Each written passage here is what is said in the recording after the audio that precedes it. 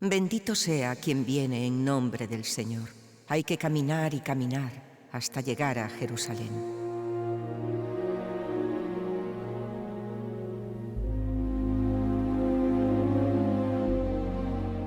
Descubrir a Egeria fascina muchísimo por lo increíble de su viaje. ¿Cómo es posible que una mujer sola decidiera en pleno siglo IV hacer aquella larguísima peregrinación?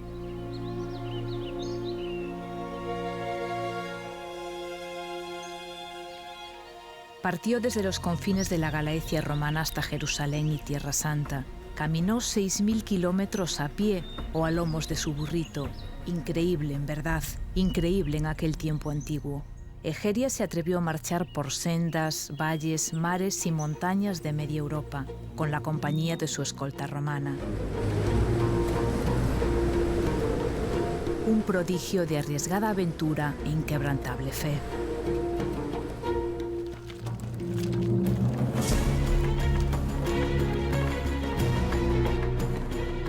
Siempre debo gracias al Señor por todo, y no hablaré de tan numerosas y tan importantes cosas como se dignó concederme a mí, que no merezco la gracia de recorrer todos estos santos lugares, de acuerdo siempre con las Sagradas Escrituras. Nos dejó una descriptiva crónica de viajes, casi periodística, donde a cada paso demuestra un espíritu muy vivo e inquieto. Yo, como soy muy curiosa, empecé a preguntar.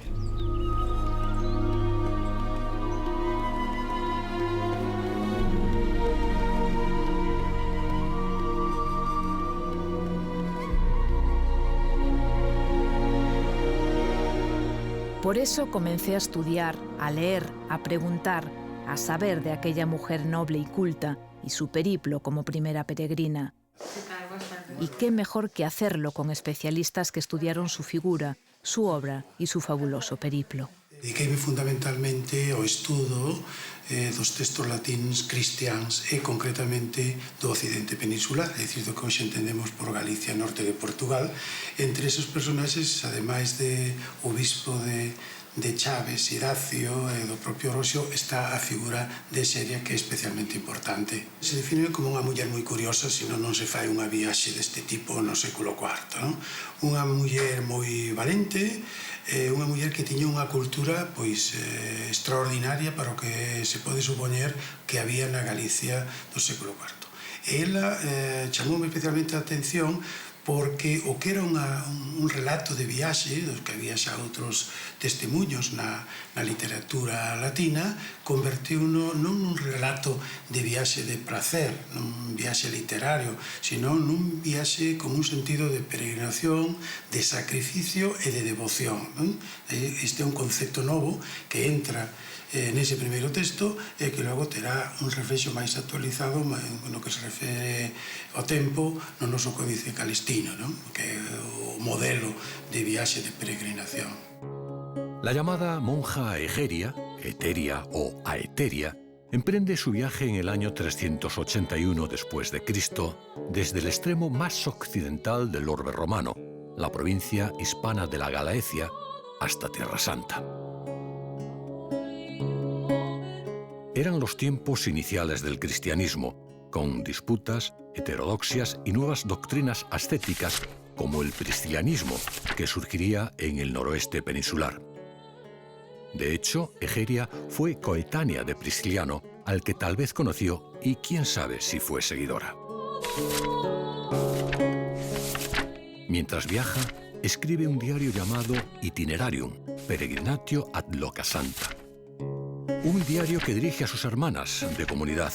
No se sabe exactamente desde dónde partió, tal vez desde Iria Flavia, Celanova o Mondoñedo. El texto está incompleto.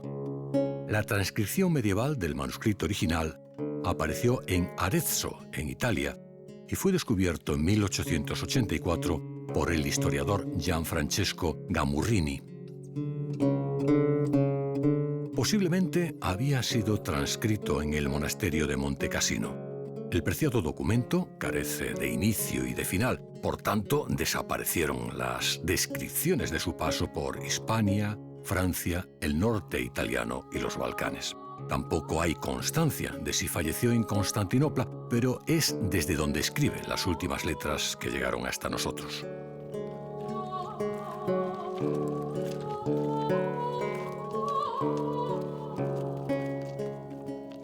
Nos relata, eso sí, y consta con detalle, que durante 4 años recorrió Egipto, deteniéndose en el desierto y en el monte Sinaí, el monte de Dios, donde Moisés recibió el mandato divino de guiar al pueblo de Israel hasta la tierra prometida. Hace más viajes después, siempre pasando por Jerusalén. Conoce la Capadocia y Antioquía y se desplaza hasta las tierras de la antigua Babilonia. Finaliza sus relatos en Constantinopla, capital del Imperio Romano de Oriente, el original Bizancio, donde gobernaba su protector al que se le supone parentesco, el emperador Teodosio el Grande, el hispano, nacido en Coca, Segovia, entonces perteneciente a la Galaecia. Egeria llevaba siempre, además de un salvoconducto imperial, una Biblia y la gran devoción del espíritu cristiano de los primeros tiempos. A primeira noticia que conocemos da obra de Egeria é do ano 650. Digamos, nun escrito, nunha carta que manda Valerio do Bierzo. Valerio do Bierzo é o discípulo de San Frutuoso, que foi o gran iniciador do movimento monástico no Bierzo, en todo o noreste peninsular, na que fai referencia e fai, digamos, un glosario, un comentario ao itinerario de Egeria. Nesa época ainda non estaba, por decir así, consolidado o monacato aquí en Occidente. Estaba, de algún xeito, un século antes, xa a final do século III, digamos, en Egipto, pois xa tiñamos noticias de que efectivamente existía un movimento monástico. O sea, que de algún xeito vivía en comunidade con unha serie de personas, eso está fora de dúdas, porque a súa obra, o seu itinerario, vai adicado ás irmás. O sea, dá a impresión de que efectivamente ela vivía en comunidade con outras mulleres, outras personas, por supuesto que levarían unha vida, digamos, consagradas a Deus, titúlase como virgen.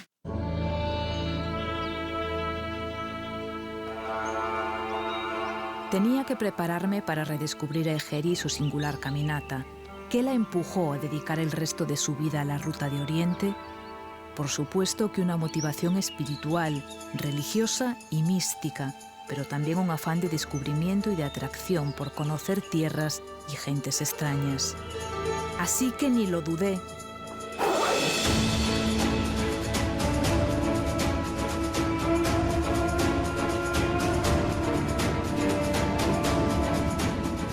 Con un poco de dinero que pude ahorrar, tomé el vuelo más low cost posible y decidí seguir las huellas de Egeria con mucho interés personal, pero también como base para el contenido de mi trabajo universitario.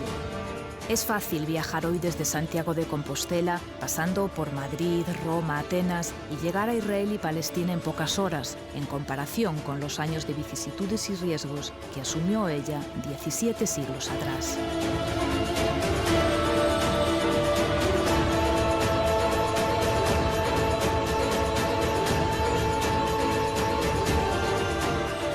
Los países de Oriente Medio son una encrucijada de razas, de conflictos eternos, cosmopolitismo y centro de atención mundial. Paso de gentes y leyendas, punto intermedio entre Occidente y Oriente. Una extensa franja de tierra poco fértil, siempre castigada por el sol y el calor propio de los desiertos. El Monte Nebo está muy referenciado históricamente. Situado en Jordania, la Biblia dice que este fue el lugar donde Dios ordenó a Moisés guiar al pueblo elegido para vislumbrar al fin la tierra prometida tras el largo y penoso éxodo desde Egipto. Allí estaba la Tierra Santa, ilustrada en el planisferio más antiguo, un hermoso mosaico bizantino con nombres en griego del siglo VI, el mapa de Madaba.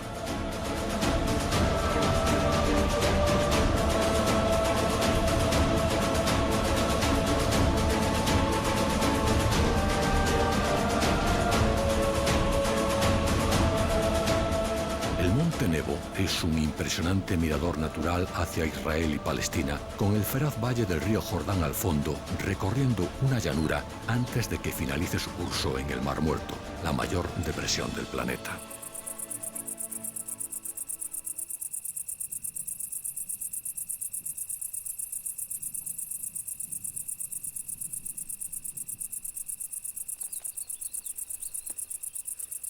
Uf, qué calor. La subida me resulta muy difícil. Qué duro es esto. Estoy asfixiada. Para alcanzar la cumbre hay que esforzarse por las empinadas laderas de este árido paisaje. Recordaba que Egeria subió aquí, citando la Biblia. Después de pasado algún tiempo, con la ayuda de Dios, otra vez me vino gana de ir hasta Palestina y subir el monte Nebo, el lugar donde Dios mandó subir a Moisés, diciéndole: «Sube a la montaña de Arabot, el monte Nebo, que está en la tierra de Moab, frente a Jericó, y mira la tierra de Canaán que yo les voy a dar en posesión a los hijos de Israel, y muere en este monte al que vas a subir». Los textos sagrados indican que Moisés murió aquí después de 1001 penalidades. No apareció su sarcófago, pero arqueólogos y especialistas acreditan que este fue el lugar de su muerte. Tampoco se sabe dónde estuvo la ciudad de Libias, citada en el itinerario de Egeria y desde la que unos monjes le habían acompañado hasta la cima del monte Nebo. Desde aquí arriba, la vista es impresionante. Desde allí se veía gran parte de Palestina, que es tierra de promisión, e incluso el territorio que riega el Jordán, en cuanto se podía alcanzar con los ojos.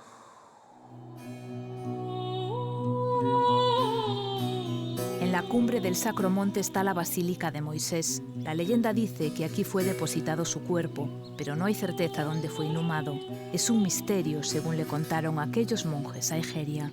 Su cuerpo es seguro que fue enterrado por los ángeles. Leí también que la peregrina de Galaecia, después de visitar este lugar santo, rezó una oración, hizo una ofrenda y marchó. Y como en otros muchos lugares del camino, buscó sosiego para almorzar unas manzanas que llamaban eulogias. Así pues, una vez leído todo aquel pasaje del libro de Moisés y hecha la oblación en la forma habitual, y también después de comulgar, ya al salir de la iglesia, los presbíteros nos dieron eulogias, es decir, frutos que se dan en aquel mismo monte.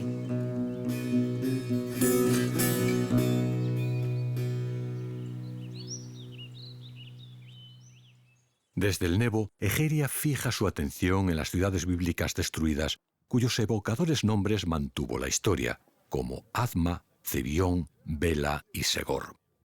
Cerca de esta última quedó el rastro de la mujer de Lot, que se había convertido en estatua de sal por desobedecer al Señor y mirar hacia atrás, cuando fueron quemadas por el fuego divino las ciudades pecadoras de Sodoma y Gomorra.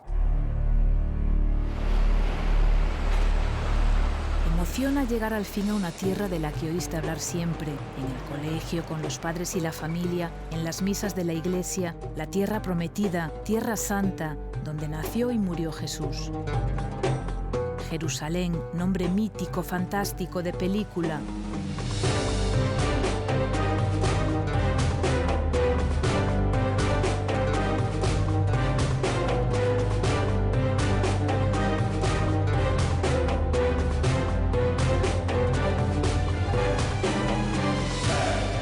No lo creía, pero era cierto. Aquí estaba ya en los límites de la ciudad de las ciudades de la historia. Tantos libros, tantas guerras, tanta política, pero aquí estaba, sí, pisando Jerusalén, siguiendo las huellas de aquella mujer llena de fervor.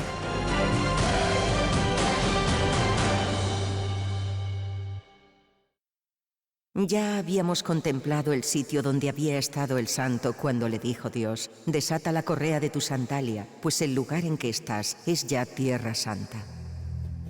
Egeria describe muy bien Jerusalén. Quise sentir la misma sensación que ella, en la primera hora del amanecer, cuando sale el sol por el este, cuando viene el día, como ella misma anuncia en su diario de viaje. Bendito sea quien viene en nombre del Señor. Hay que caminar y llegar a Jerusalén a la hora en que uno empieza a poder conocer a otro. Es decir, casi al amanecer, pero antes de que se haga de día. Jerusalén era llamada en tiempos romanos Aelia Capitolina, así denominada después de su reconstrucción por el emperador Aelio Adriano. La urbe sufrió varias destrucciones, pero la más devastadora fue la del año 70 de nuestra era, bajo las órdenes de Tito Flavio, más de 300 años antes de la llegada de Egeria. Tras sentir la fascinación que Egeria percibió en la alborada de Jerusalén, viendo crecer el día en el burgo amurallado, me perdí sin dudar en el corazón de la ciudad vieja.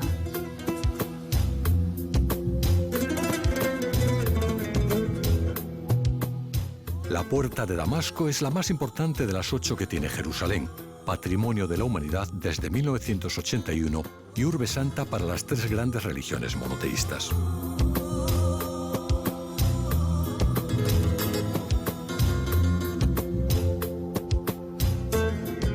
Por la Puerta de Damasco entró Jesucristo el Domingo de Ramos, en el inicio de la Semana Santa, entre el fervor popular y la agitación de palmas y ramas de olivo de la multitud, cuando ya era un líder reconocido.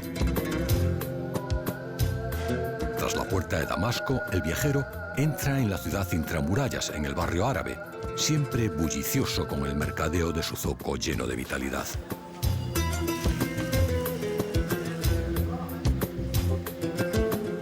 Son callejuelas repletas de puestos en los que se ofrece artesanía y productos naturales.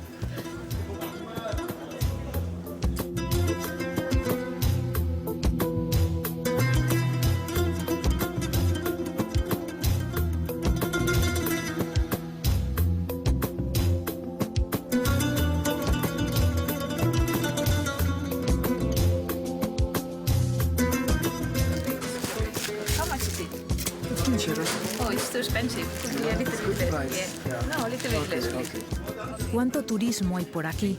A Jerusalén llegan gentes de todo el mundo en la búsqueda de raíces religiosas, por curiosidad viajera o siguiendo la huella de la historia. En fin, cada cual tiene su motivación. Egeria nos dejó escrito que esta era una ciudad internacional en la que se hablaban muchas lenguas. Una parte del pueblo sabe griego y siríaco, otra solamente griego y otra siríaco. El obispo, aunque sabe siríaco, habla siempre en griego. En cuanto a los latinos que aquí hay, para que no queden tristes, también para ellos hay explicaciones. Algunos hermanos y hermanas que allí viven saben griego y latín y les traducen al latín.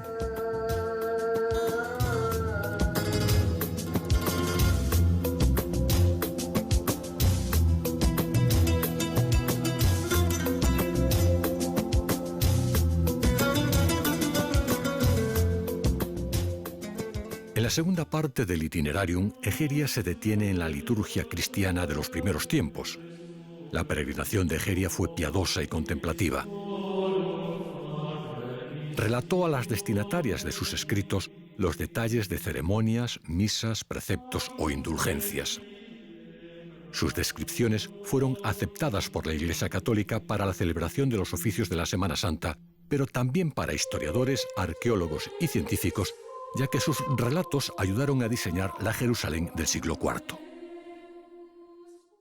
Síguese a investigar sobre a lingua de Egeria, que sempre é un testemunho de aproximación a unha zona. Síguese a investigar a súa información histórica desde o punto de vista da historia da Iglesia, que é moi importante, desde o punto de vista da arqueoloxía e do punto de vista da historia en xeral, non? E síguese a utilizar como un texto fundamental para coñecer a cultura do século IV. Egeria describe el proceder majestuoso de obispos y diáconos, las celebraciones con preces, himnos y antífonas, el fuego encendido de cirios y candelas, el espeso e intenso olor a incienso, la contrición, el perdón de los pecados, la respuesta del pueblo. Miserere Domine, Señor, ten piedad de nosotros.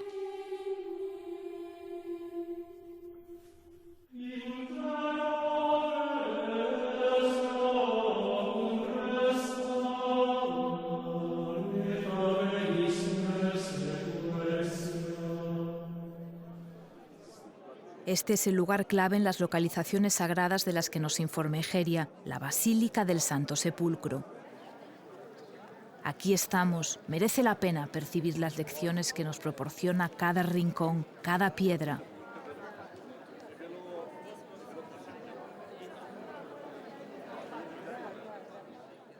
El gran templo del Santo Sepulcro fue construido en el año 326 por el emperador Constantino, que había aceptado el cristianismo en el Imperio Romano.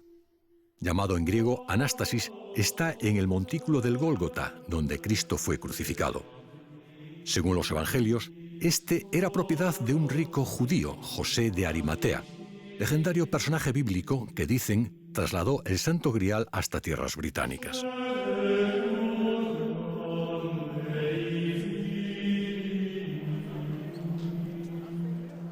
La basílica tiene varios focos de culto y veneración.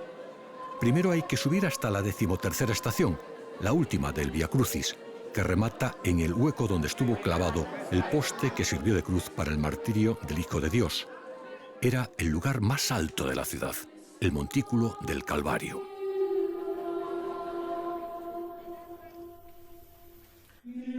La autoridad romana mostraba de este modo su dominación con las ejecuciones a la vista de todos.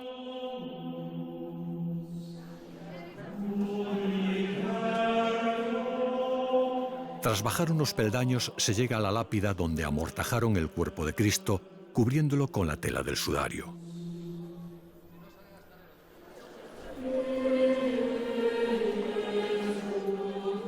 Al final de la visita a la basílica está la propia sepultura de Jesús de Nazaret.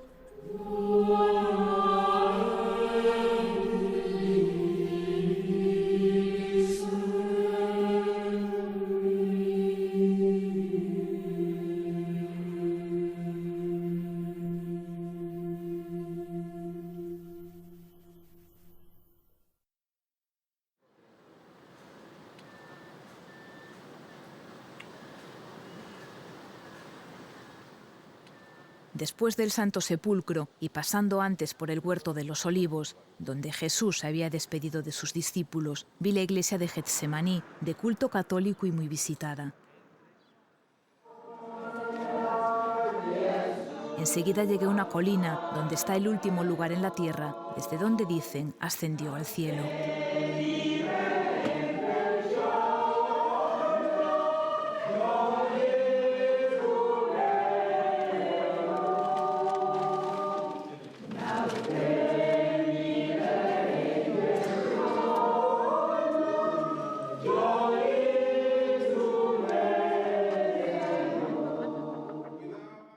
La capilla de la Ascensión, de planta octogonal, es el lugar donde, según las Escrituras, el Señor ascendió al cielo. Y al tercer día resucitó, afirma el Nuevo Testamento. Los fieles manifiestan su devoción ante la piedra marmórea, donde indican que quedó reflejada la última huella de Cristo en la tierra. Que vaya Egeria ao escenario donde naceu o cristianismo, que significa eso para a religión cristiana, para os que creemos? Pois significa, pon de relieve que a religión cristiana non é ninguna filosofía, ninguna mística, nin un camiño interior, senón que é historia. Jerusalén es también capital del mundo musulmán. Representa su parte esencial identitaria y es reivindicada como capital de Palestina. El lugar es tan venerado como la Meca o Medina, donde está sepultado el profeta Mahoma. El templo de la cúpula, o domo de la roca, es donde, según las escrituras coránicas, el profeta ascendió a los cielos en un caballo alado para unirse a Dios. Este complejo islámico está en la explanada de las mezquitas, epicentro de cultos y revelaciones. Los judíos tienen a Jerusalén como principio y fin de su sentir religioso. El Muro de las Lamentaciones son los restos del destruido Templo de Salomón. Es tradición dejar una promesa o petición escrita. Los más fieles piden la llegada del verdadero Mesías, ya que para el judaísmo, Jesús de Nazaret era un impostor. Al muro, hombres y mujeres entran separados y los más piadosos siempre recitan Les Abba, Abba, Bi Jerusalem, el año que viene en Jerusalén.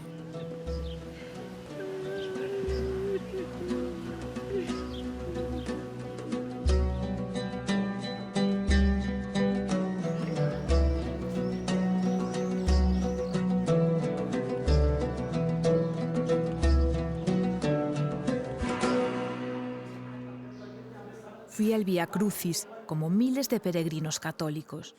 El Vía Crucis recorre la Vía Dolorosa por 13 estaciones, hasta finalizar en el Santo Sepulcro.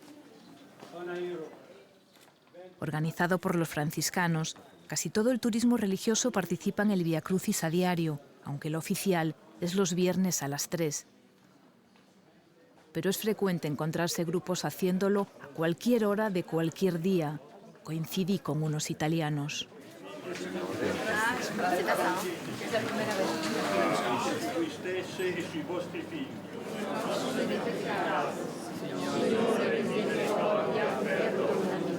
Gloria al Padre, al Figlio e allo Spirito Santo, come era nel principio e ora e sempre, nei secoli dei secoli. Amen.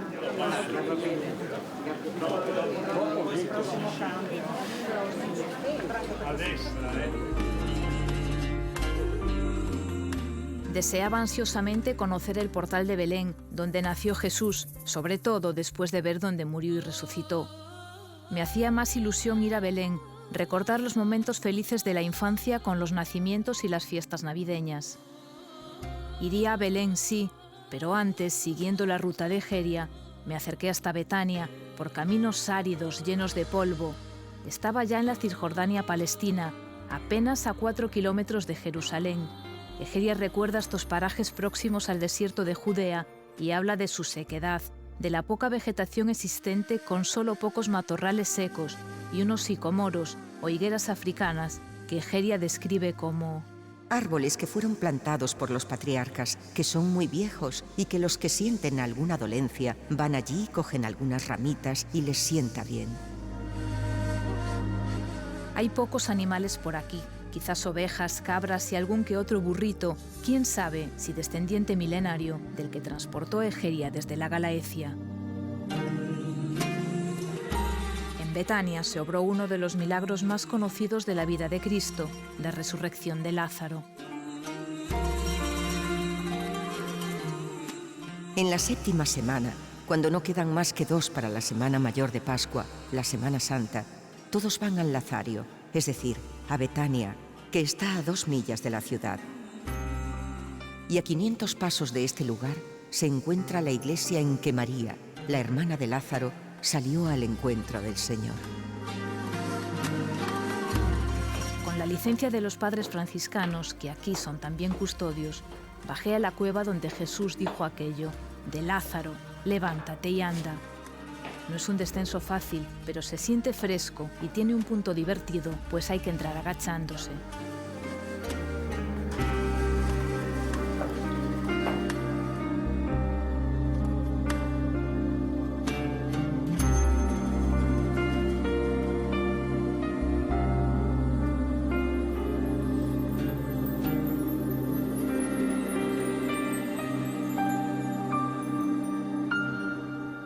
Después de Betania sentí otra vez las oleadas del calor y también el cansancio tras tanto frenesí siguiendo las huellas de la primera peregrina. Me refresqué y bebí en una de las pocas fuentes encontradas también por Egeria en su constante caminar por valles y desiertos. Delante de la iglesia hay un huerto muy agradable que tiene agua excelente y abundante.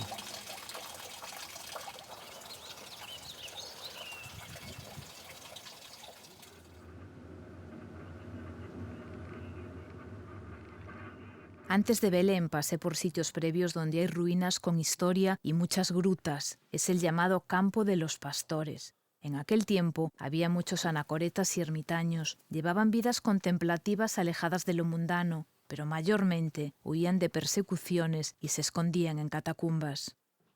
Muchos de los primeros cristianos vivían en cavidades como estas, aislados del sol abrasador. Hoy son lugares de turismo y culto religioso. Coincidí con un grupo canadiense que nos ofreció sus hermosas voces para un villancico universal.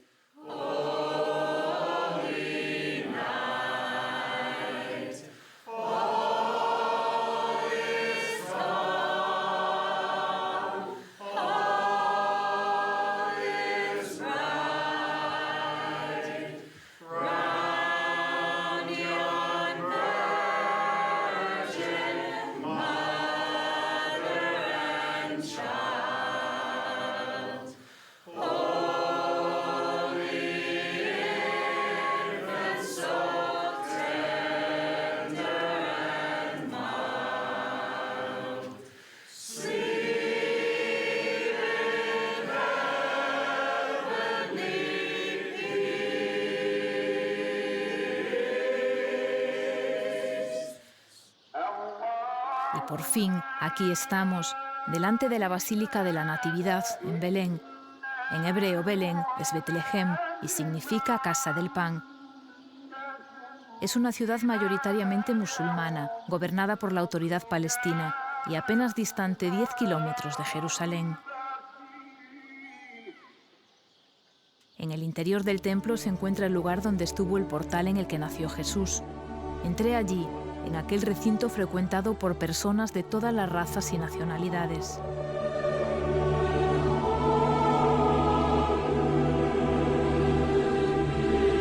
Por debajo de este muy decorado altar está el portal de Belén.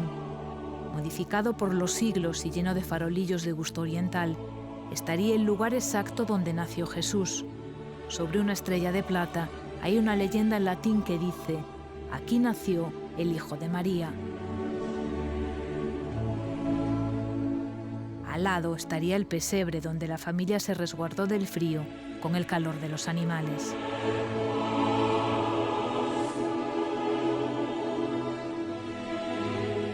Recuerdo leer que de Belén, Egeria relata los preparativos para la Pascua. Todo el pueblo peregrina hasta Belén, donde con ornato y solemnidad los presbíteros, los monjes, laicos, hombres y mujeres ruegan y cantan himnos y antífonas presididos siempre por el obispo.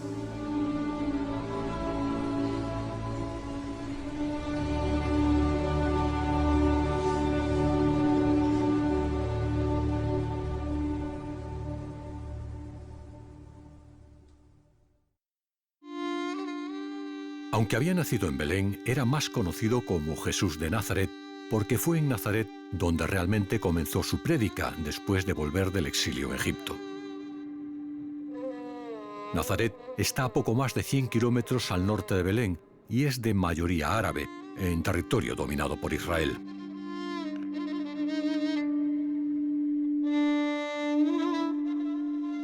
En la iglesia de la Anunciación existe una réplica del lugar donde dicen que la Virgen recibió la noticia del ángel mensajero que le anunció que iba a concebir al Hijo de Dios.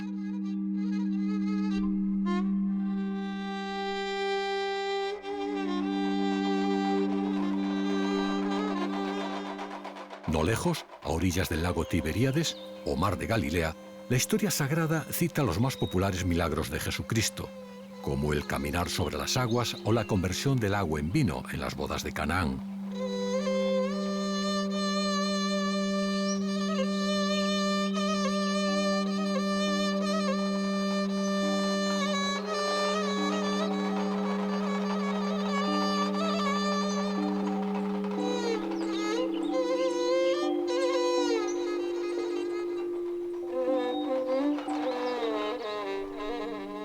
Pero aquí, a unos pasos de Cafarnaúm, pronunció el llamado Sermón de la Montaña con las famosas 8 bienaventuranzas.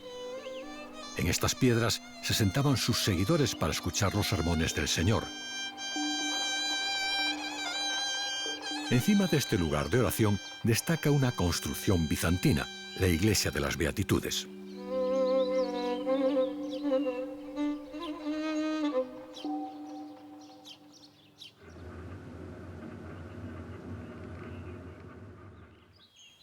Acercándose ya el momento de despedirme de Tierra Santa, me desplacé hasta una meseta llena de iglesias ortodoxas rusas y armenias. Se llama Kasher el Mehud. Egeria se detiene en este lugar, porque es donde San Juan bautizó a Jesús con las aguas del Jordán. El río, que aquí discurre estrecho entre limos, lodos y cañaverales, hace frontera entre Israel y Jordania. Es otro lugar santo. Las gentes se bautizan envueltas en telas blancas, se persignan y sumergen en las aguas del Jordán, aguas que a poco morirán, nunca mejor dicho, en el Mar Muerto.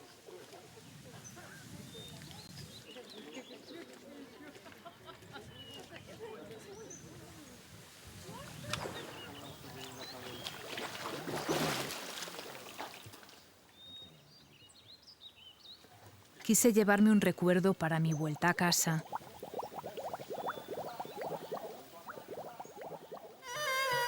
Agua también, pero bien distinta.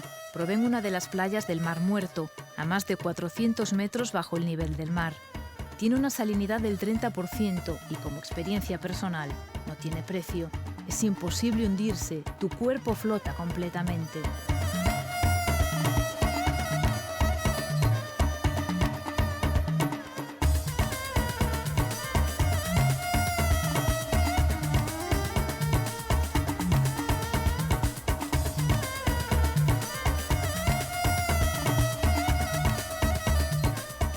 Tiro de piedra donde me había dado aquel baño único está la localidad de Qumran, donde se descubrieron los rollos del Mar Muerto, hallazgo importantísimo para la historia de la humanidad. Los rollos del Mar Muerto son manuscritos encontrados por casualidad por un pastor beduino a finales de 1946. Estaban dentro de ánforas de barro. Constituyen la documentación más antigua de los textos bíblicos del Antiguo Testamento y están datados entre los años 250 antes y el 66 después de Cristo. Fueron escritos por la secta de los esenios, anacoretas de espíritus puros que se apartaron de la mundana Jerusalén para vivir una vida de privaciones y retiro en las cuevas cercanas al Mar Muerto. La ciencia historiográfica dice que los esenios representan la esencia de los primeros cristianos y los rollos del Mar Muerto son la base más auténtica del judaísmo y el cristianismo. Tuve que regresar a toda prisa a Jerusalén, donde me esperaban muchas tareas antes de emprender el último viaje tras la ruta de aquella mujer tan especial.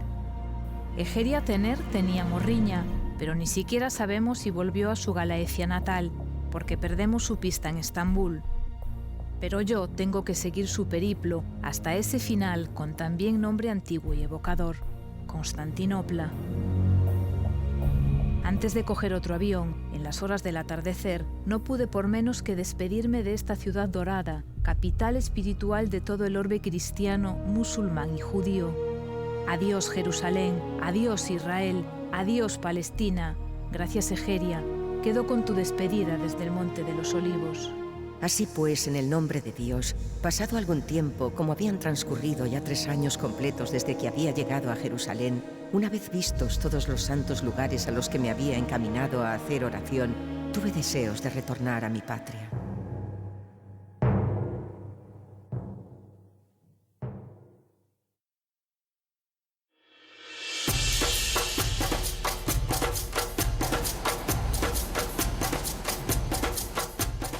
Con Jerusalén, una de las ciudades más importantes del mundo antiguo es Constantinopla, Bizancio, hoy Estambul, enclave estratégico entre Europa y Asia.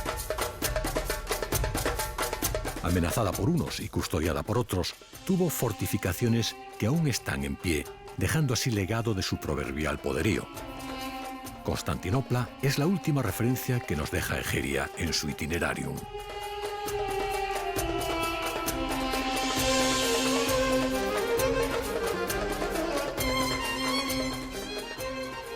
Parece que acabó aquí su peregrinación, o tal vez no pudo volver a Galaecia y murió en Constantinopla. ¿Quién sabe? La realidad queda, pues, para la libre imaginación de todos.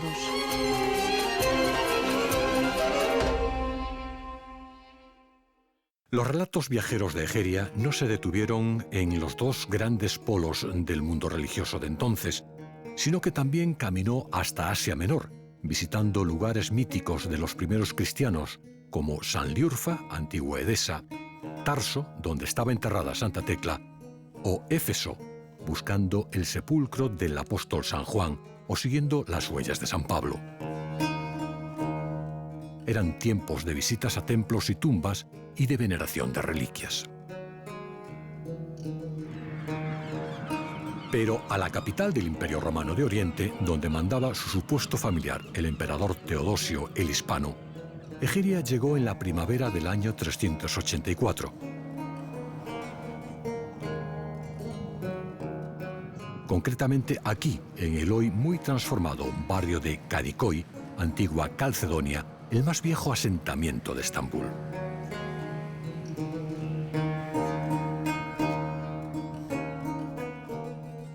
En Calcedonia, Egeria oró ante la tumba de Santa Eufemia, santa y mártir muy venerada en su Galaecia natal. Se alzó esta iglesia en su memoria. Calcedonia fue también donde se celebró en el año 451 un famoso concilio que establecería dogmas de fe rechazando herejías y cismas, que provocaría no pocas divisiones entre doctrinas cristológicas.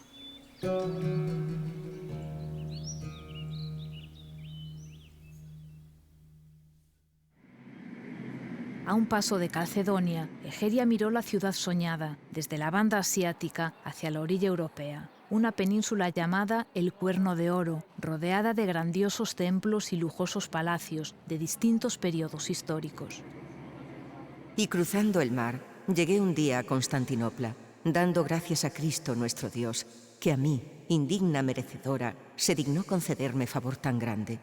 No solo en el deseo de viajar, sino también en la posibilidad de recorrer todos los lugares que había deseado. Me sumergí hoy, como ayer Egeria, en el fabuloso mundo de esta urbe fascinante entre dos continentes, separada por el estrecho del Bósforo lleno de belleza y el sentir sensual de los aires ultramarinos en el confín del Mediterráneo.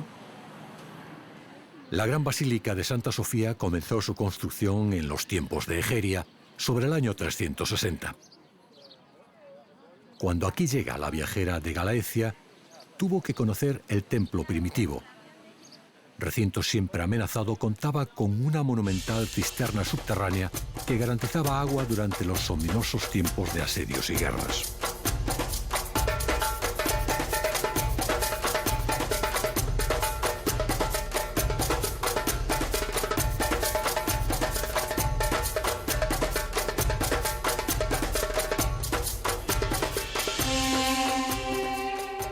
Con la caída de Constantinopla, conquistada por el Imperio Otomano en 1453, Santa Sofía muda su faz cristiana por la islámica, convirtiéndose en mezquita hasta 1934, cuando Turquía la secularizó y la convirtió en museo.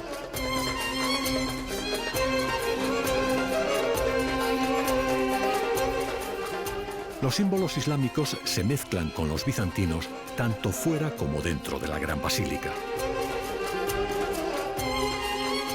Santa Sofía sirvió de ejemplo a posteriores y hermosas mezquitas que marcan el perfil de Estambul.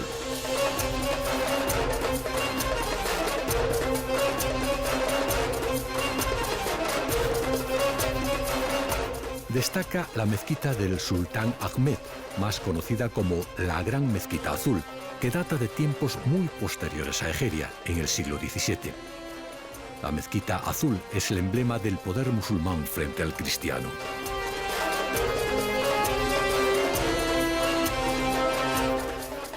Otro foco de poder es el Palacio Topkapi, el lugar de encuentro y ocio de los sultanes otomanos desde el siglo XV. Símbolo del Imperio Turco durante 400 años, ocupa el punto más estratégico del Cuerno de Oro, con magníficas vistas al Bósforo y al Mar de Mármara.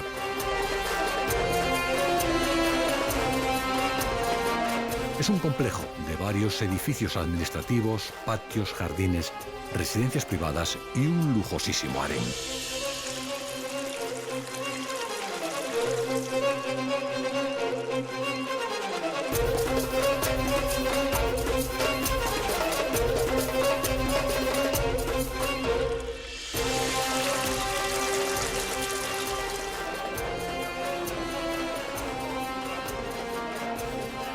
Yo, por supuesto, no me voy de Estambul sin ver el Gran Bazar, uno de los mayores almacenes del mundo con millares de tiendas. Sus calles se dividen por gremios, vendiéndose todo tipo de artículos. Es el paraíso del turista, frecuentado también mucho por la población local.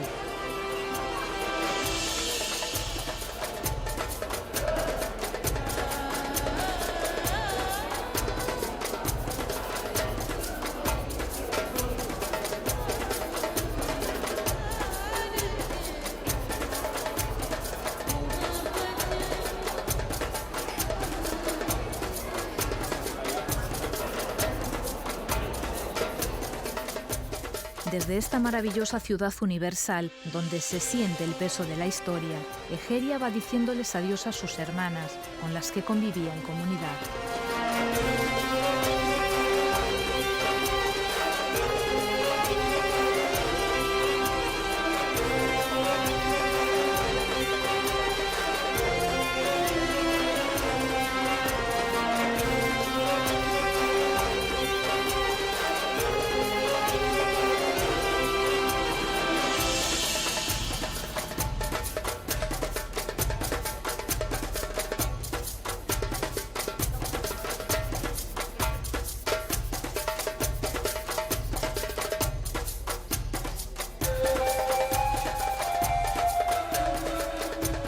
Se supone que tal vez tenía una enfermedad incurable.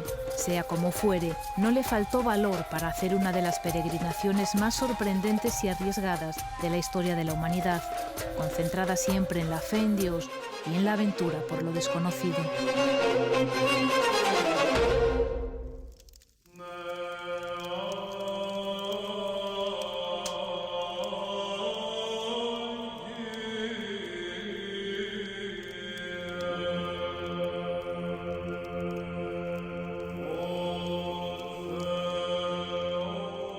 Describir una por una todas las cosas sería de más, porque no se pueden retener tantas. Pero cuando vuestras caridades lean los libros santos de Moisés, podrán ver con más diligencia todo lo que allí aconteció.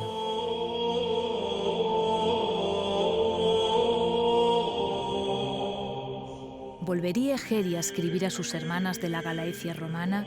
¿Moriría aquí en Constantinopla? ¿Tendría ánimos para emprender el regreso? He ahí los interrogantes que quedan en el aire, en ese aire distante y oriental de una ciudad final y meta para la primera peregrina, como para tantas civilizaciones que descubrieron en Constantinopla su alfa y su omega. Si después de esto aún estoy viva y puedo conocer algunos lugares más, se lo contaré en persona a vuestras caridades, si Dios se digna concedérmelo. Y si otra cosa me viene a la mente, os lo comunicaré por escrito. Entre tanto, señoras, luz de mi vida, dignaros recordarme, esté yo viva o sea ya fuera de mi cuerpo.